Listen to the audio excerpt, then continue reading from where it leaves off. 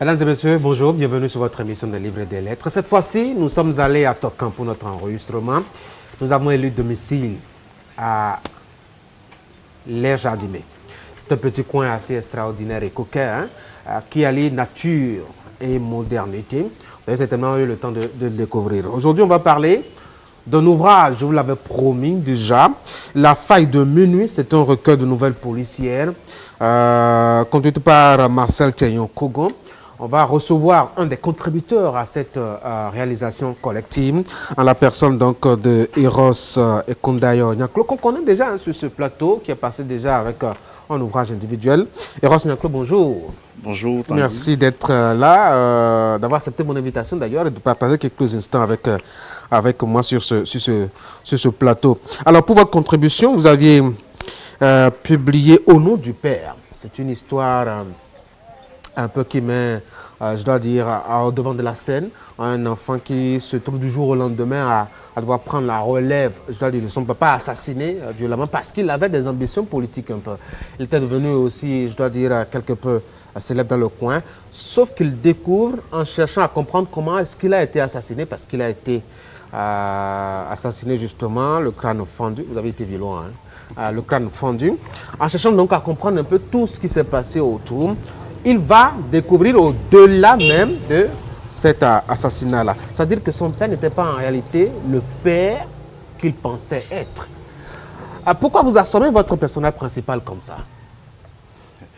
Bon, d'abord, cette histoire, j'avoue, elle était inspirée d'une expérience que j'ai faite avec les enfants de la rue. Okay. Parce qu'en 2018 et 2019, j'étais éducateur dans un centre à Cotonou. Et puis, quand vous allez dans des enquêtes sociales à la découverte de la famille des enfants de la rue, vous entendez beaucoup de choses. C'est une histoire de famille recomposée, telle que vous l'avez vu. Il a repris l'enfant, sachant déjà que c'était son enfant, mais il a fait passer pour l'orphelin. Donc c'est un cas typique que j'ai eu à connaître, mais j'ai étoffé d'une autre manière pour révéler quand même des choses qui se passent au niveau des enfants de la rue. Souvent, on les accuse. Donc c'est en quelque sorte j'avais pas envie de l'appeler vengeance, mais c'est en quelque sorte le tréfonds, le ressenti voilà, d'un enfant de la rue que je transmets surtout aussi à travers la violence du crime. On l'a vu, hein, c'est un enfant qu'on a présenté comme un enfant recueilli, parce que orphelin, dans une famille, alors même que réellement la famille qui l'accueille, le père de cette famille, c'est son réel père. Oui. Et puis, il assomme violemment son père quand il découvre que c'est en réalité son vrai père. Pourquoi cette férocité? En fait, vous l'aurez remarqué dans la nouvelle, sa mère lui a toujours notifié que son père ne vivait plus, son père n'existait plus, entre griffes. Et donc, découvrir par le biais de sa mère, c'est que sa mère ne lui a pas dit directement, mais en enquêtant également au sein de la famille, il a découvert ça. Et parallèlement, découvrir le soin qui était pris à son autre frère, puisqu'ils étaient deux. L'autre, un avenir brillant, des études à l'extérieur et tout ça. Donc, c'est tous ces ressentis que j'ai manifestés à travers son crime. Parce que les enfants de la rue font pire. Ils font pire. Bon, ils ne vont pas à l'extrême du crime, mais quand vous les écoutez, pour eux, c'est à jamais, la famille est bannie. On a tout le temps fait de rejeter le tort sur ces enfants, que c'est à cause d'eux, s'ils sont dans la rue. Mais quand on repousse loin, il y a des responsabilités. Mais j'ai l'impression qu'ils sont irrécupérables. En tout cas, quand on lit votre histoire, on n'a pas l'impression qu'un jour, ils peuvent chercher à comprendre justement ce qui s'est passé. Oui, je ne suis pas allé au bout. Bon, je ne pourrai, chaque lecteur pourra donner sa suite. Moi, j'ai juste voulu transmettre un ressenti. Peut-être cet enfant fera cas d'un accompagnement et tout ça, parce que la violence est déjà innée, en quelque sorte. Il a acquis la violence en lui. Et c'est généralement ça que nous avons effectué sur chaque enfant quand j'étais éducateur. Ce sont des enfants extrêmement violents qu'il faut canaliser, qu'il faut essayer de comprendre. Il y a des psychologues, des assistantes sociales et tout ça. Donc, c'est tout un processus. Moi, j'ai voulu révéler une situation des enfants de la rue, ce qu'ils peuvent ressentir, et après, également la réalité parentale. Parce que dans la majeure partie des cas que nous découvrons plus tard, ce sont des familles recomposées. Et on se demande peut-être quand ces enfants, est-ce que ces enfants seront accueillis à nouveau dans ces familles-là. Dans ma nouvelle, le monsieur, il a accueilli son enfant, il a assumer cette responsabilité, je dirais, mais il ne pouvait plus le notifier aux autres membres de la famille. Et cet enfant, mettons-nous à sa place, quand il découvre quand même que c'est une famille, une bonne famille, tout est bien. Oui, mais il avait accès à tout quand même. Il avait la protection, il avait les soins, il avait l'éducation qu'il faut, etc. Mais il en voulait à son papa. Il en voulait à son papa parce que pour l'avoir abandonné, que sa maman pense que son père était décédé et qu'il découvre également que sa mère était secrétaire depuis tout ce temps pour son papa. Et les conditions dans lesquelles justement il a été conçu parce que sa mère a dû être violentée, etc., Voilà. abusée pour qu'il n'ait justement... Et quand j'ai commencé à lire l'histoire, je me suis dit, est-ce que ce n'est pas l'esclave de Félix Kouchoro, ça? J'avoue, je n'ai pas lu l'esclave. Sérieusement? Je n'ai pas lu l'esclave. Je vais le lire. Il faut le lire parce que ça a une partie de ressemblance où quand même un frère intégré justement à une famille se fâche véritablement de, je dois dire, de l'intérêt qu'on porte à l'autre frère, marié, beaucoup d'argent, beaucoup d'aisance, beaucoup de liberté, etc. Et ça conduit justement au crime fratricide qu'on a dans votre bouquin. Il y a un personnage qui m'intéresse bien, le père en question. Aux yeux de ses enfants, c'est le père parfait, c'est le modèle, etc.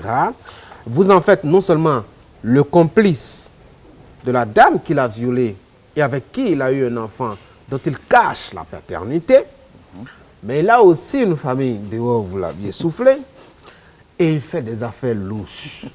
Est-ce que c'est parce qu'il est homme politique, enfin, qu'il veut être homme politique? On dit que les hommes politiques ne sont jamais sains.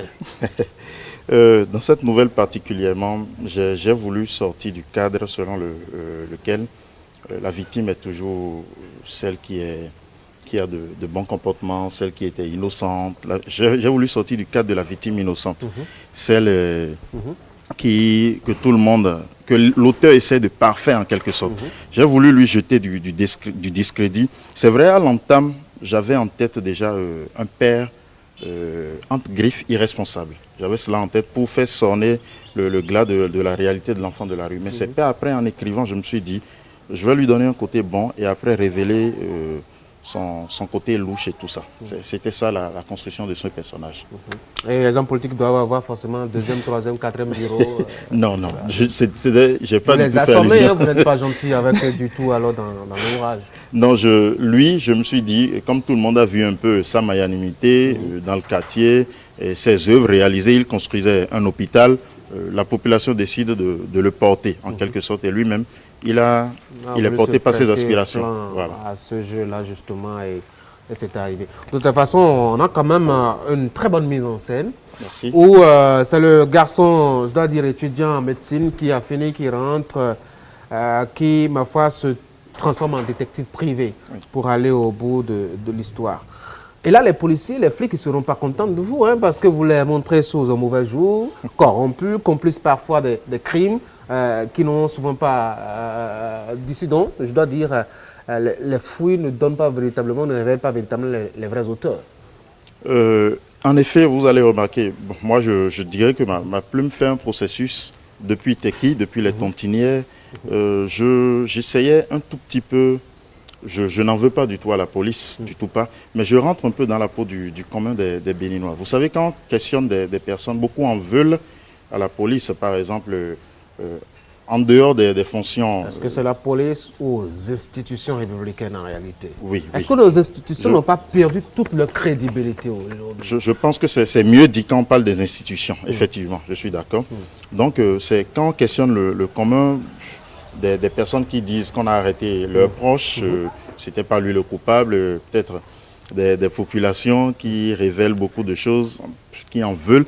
Donc j'ai voulu faire un processus comme ça, pas pour jeter du discrédit à la police, du tout pas, mais quand même pour montrer, vous allez remarquer, je montre quand même que la police joue un rôle fondamental.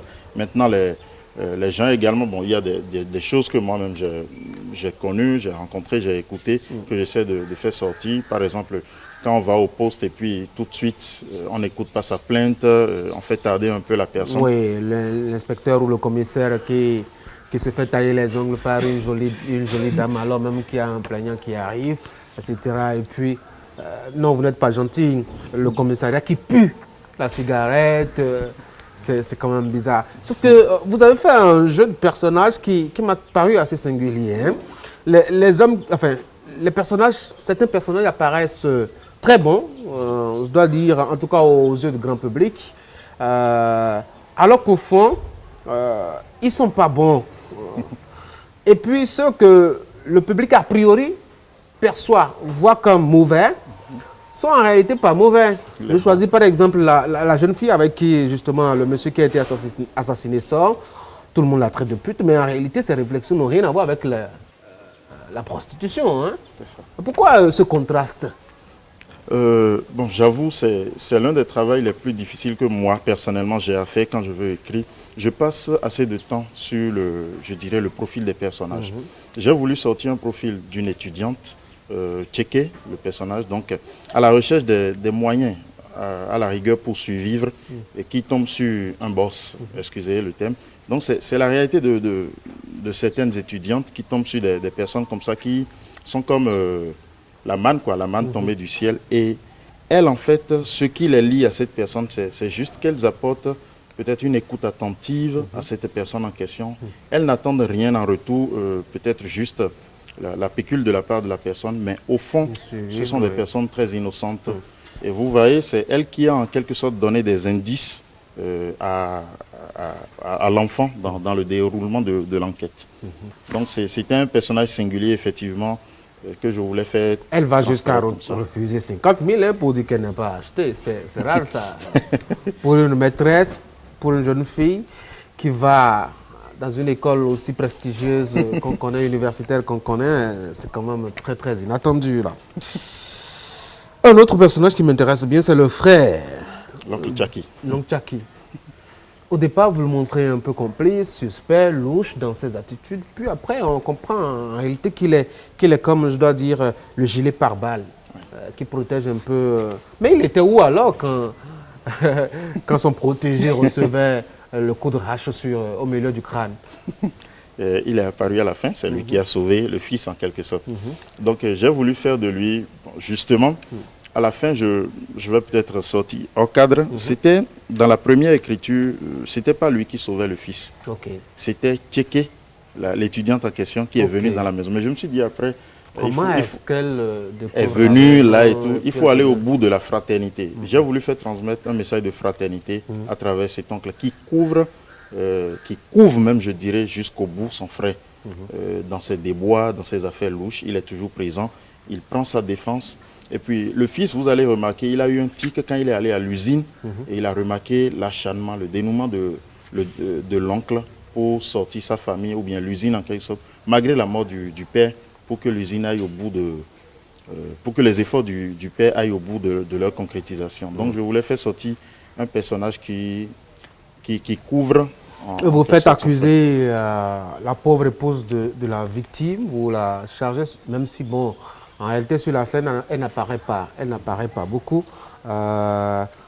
Pourquoi vous chargez une personnalité ou un personnage féminin à assumer ce rôle-là?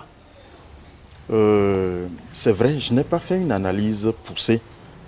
Ce personnage est apparu comme ça. Un père, une famille, un père, son épouse, un mari, son épouse, et puis tout de suite l'épouse. Parce que c'est une famille de 3 enfants. Je ne voyais pas les autres enfants, puisque c'est un enfant qui est coupable à la fin de l'histoire. Je ne voyais pas les autres enfants porter la culpabilité tout de suite. Donc j'ai vu son épouse. Ça n'a rien à voir, je n'ai rien contre les femmes, du tout pas. Donc maintenant, j'ai fait d'elle une personnalité pour montrer jusqu'où ça peut aller. Ce n'est pas parce que c'est une personnalité qu'on ne peut pas lui reprocher de ces choses-là. Et puis, c'est aller très loin. Et en même temps, j'ai inclus la question de la pétition de ces étudiants qui demandent la libération de leurs professeurs. Bon, c'est un parallèle qui est arrivé comme ça. Comme ça. Voilà. En tout cas, la nouvelle elle est très intéressante. On ne va pas la vider, on va permettre aux téléspectateurs d'aller se procurer justement cet ouvrage-là, La faille de minuit, pour comprendre un peu ce qui s'y déroule. Pourquoi faille de minuit? La faille de minuit, c'est juste le titre de la première nouvelle. Bon, c'est l'auteur qui a donné le titre. Tranquillement à ce recueil-là. Justement, c'est un recueil qui est né de la contribution de plusieurs personnes et pas des moindres, je dois dire, en tout cas des personnes singulières, des gens qui se frottent pour la première fois en griffe, sauf vous et peut-être L'autre, en tout cas, qui se frotte un peu, oui, je dois dire, à l'exercice de l'écriture du polar, rien que des jeunes. Expliquez-nous un peu l'esprit de ce projet Osmose. Ok, le projet Osmose est un projet initié par Martial Kogan, l'écrivain. Lui-même polariste, il écrit du polar. On le connaît très bien. Hein. Et donc, à travers ce projet, il a quand même voulu une détection de jeunes talents dans la littérature, dans le polar. Et puis, en même temps, renforcer les capacités de ces jeunes-là. C'est ça. Parce qu'il s'est dit, il part de son expérience personnelle à travers le concours Plume Dorée, qui en quelque sorte lui a tendu la main. Et je dirais c'est mon expérience également, c'est un concours littéraire qui m'a tendu la main. Et ces jeunes qui n'ont pas forcément accès à l'édition et tout ça, la preuve, nous avons eu des résultats tout de suite des éditeurs qui étaient très intéressés par leur plume. Donc, c'est un projet de détection de jeunes talents dans le polar et de renforcement de ces talents-là. Donc, il y a eu l'appel à candidature, il y a eu plusieurs tests envoyés. Après la sélection des meilleurs tests, je ne dirais pas meilleurs forcément, mais des tests qui répondaient aux critères quand même voulus par le concours. Et ces tests ont été, ces jeunes auteurs ont été, les capacités de ces jeunes auteurs ont été renforcées à travers un atelier. Et après, il y a eu une réécriture et l'aboutissement final qu'est le recueil La Faille de Minuit. Ce n'est pas un concours qui prime, par exemple le lauréat ou le trio de tête, non. Mais c'est un concours quand même qui révèle 10 plumes, 10 auteurs. D'ailleurs, la deuxième édition est lancée. Déjà. Donc, c'est un truc, c'est un concours qui veut détecter de jeunes talents dans le polar et renforcer leurs capacités, permettre à ceux-ci d'avoir accès à l'édition.